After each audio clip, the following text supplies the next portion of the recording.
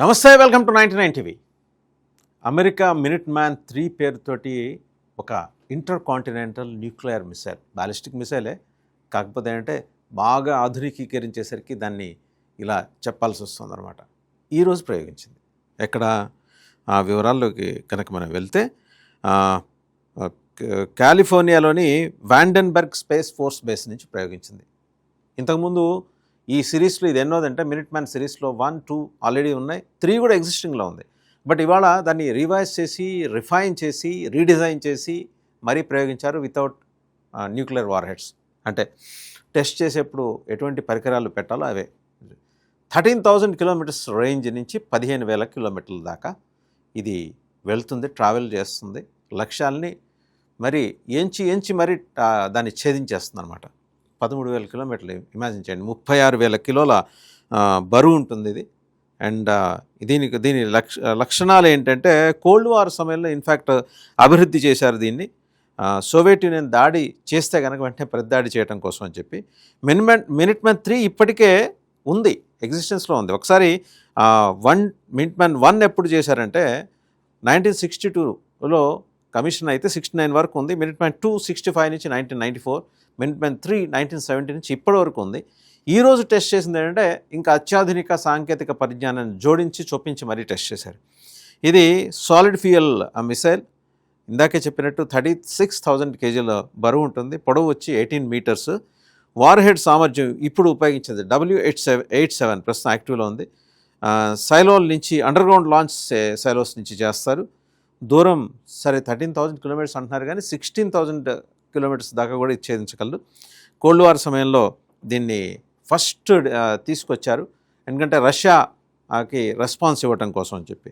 దీంతోపాటు ఇప్పుడు రష్యాకి ప్రతిగా ఇది తయారు చేశారని చెబుతున్నారు కాబట్టి అసలు రష్యా ఏం చేసింది దాని వివరాల్లో కూడా వెళ్దాం. రష్యా కనుక చూస్తే ఇప్పటివరకు 3 రకాల ఈ intermediate range ballistic missiles, IRBM అంటారు. వేగం మ్యాక్ 10 కంటే ఎక్కువ, అంటే అంతరిక్షంలోకి వెళ్తే ధ్వని వేగానికి 10 టైమ్స్ ఎక్కువ వెళ్తుంది అనమాట. 12,300 కిలోమీటర్స్ పర్ అవర్ దీని స్పీడ్ వచ్చేప్పటికి. వార్ హెడ్ వచ్చేప్పటికి న్యూక్లియర్ వార్ హెడ్ పెట్టుకోవచ్చు, కన్వెన్షనల్ వార్ హెడ్ కూడా పెట్టుకోవచ్చు.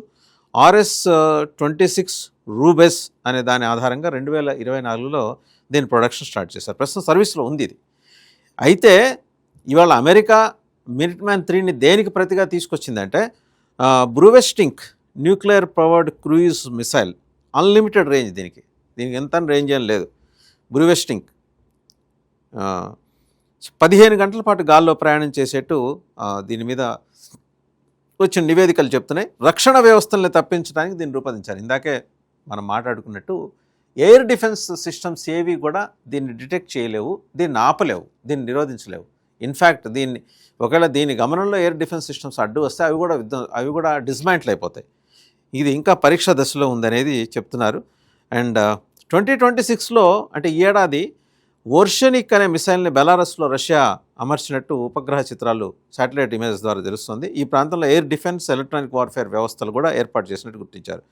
సరే, లేటెస్ట్గా ఇప్పుడు మనం మాట్లాడుకునేది అంటే బురెవెస్టింక్. ఆ మిసైల్ మినిట్ మ్యాన్ 3కి సమాన సామర్థ్యం ఉంది. దాని పేరు బురెవెస్టింక్ మిసైల్. అనంత దూరం ప్రయాణిస్తుందట, అంటే దీనికి లెక్క జమా లేదు. ఇంకా మినిట్ మ్యాన్ 3 అయితే 13,000 కిలోమీటర్స్, 16,000 కిలోమీటర్స్ రేంజ్ వరకు ప్రయాణిస్తుంది. ఇది అలా కాదు, ఎంత దూరమైనా ప్రయాణిస్తుంది. ఈ మిసైల్స్ రష్యా తాలూకు వ్యూహాత్మక అణు సామర్థ్యాన్ని ఇండికేట్ చేస్తున్నాయి, పెంచుతున్నాయి కూడా. అండ్ ఇవాళ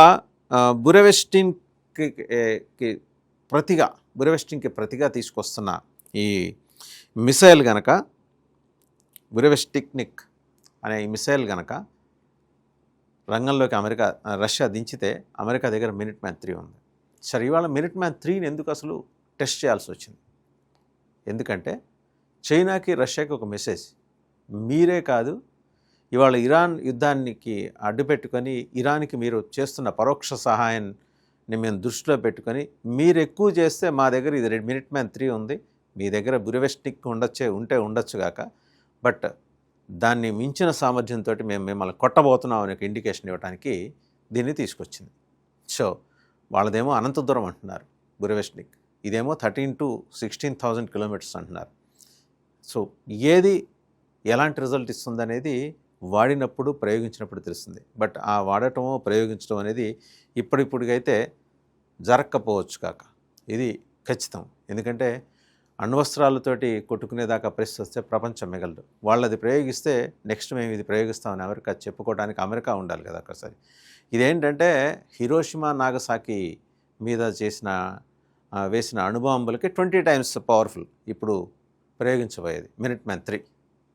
1970లోకి సర్వీస్లోకి వచ్చిన ఇవాళ ప్రయోగించింది కాలిఫోర్నియా నుంచి ప్రయోగించిన ఫోర్స్ బేస్ నుంచి ప్రయోగించింది చూస్తే కనుక దీని ఇంపాక్టు చెప్పనలవి కాదు.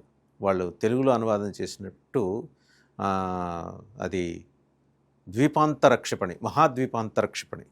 సో మరి ఎన్ని లక్ష్యాలను ఎన్ని సముద్రాలను దాటి ఎన్ని లక్ష్యాలను ఛేదిస్తుంది ప్రయోగిస్తే తెలుస్తుంది. ఇప్పుడైతే ఏంటంటే దానికి సంబంధించిన ప్రోటోకాల్స్ ప్రకారం ప్రయోగించారు వితౌట్ వార్ హెడ్స్.